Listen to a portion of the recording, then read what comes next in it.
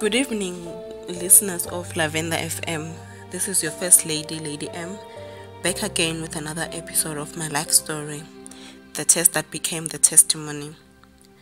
The last time I spoke to you, we spoke about the first time that I encountered the abuse from my stepmom.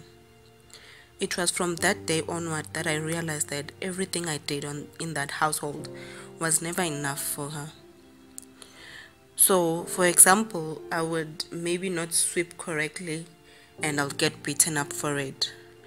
Maybe forget to put something where I found it, I would get beaten up for it. And I found it very strange that the other siblings did the very same mistakes as I, but never got any punishment for doing such. And I'm not saying that children were not supposed to be punished, but there are certain punishment that you can see that this is not only just about correcting a child from doing wrong. This is actually abuse. So it was that, and also some subtle things like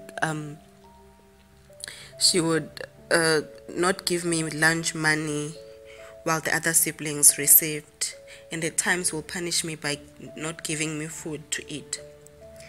And what hurt the most is that my dad was not always around because of deployment. So him not being around made it very easy for her to, relay her abuse against me. And at the time I was a child, I didn't know any better. I genuinely thought that maybe I was doing something wrong. So she would deprive me from eating food at home. And I wouldn't even ask why. So it became such a norm to me that at times I don't eat at home. I can only eat at school. Well, luckily at school they had a feeding scheme in place for the less fortunate kids. So I joined the less fortunate kids whenever it was time for me not to eat at home. So it became a norm. I became used to the fact that at times I don't eat at home, though the food is there.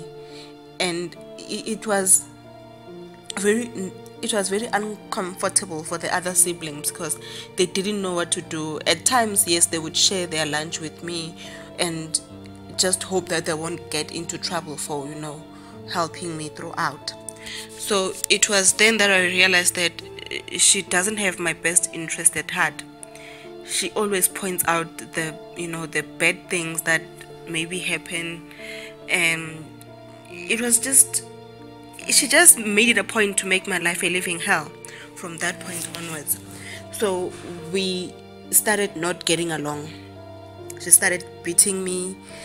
She even went to an extent whereby sometimes she would, especially during winter, I remember this other time she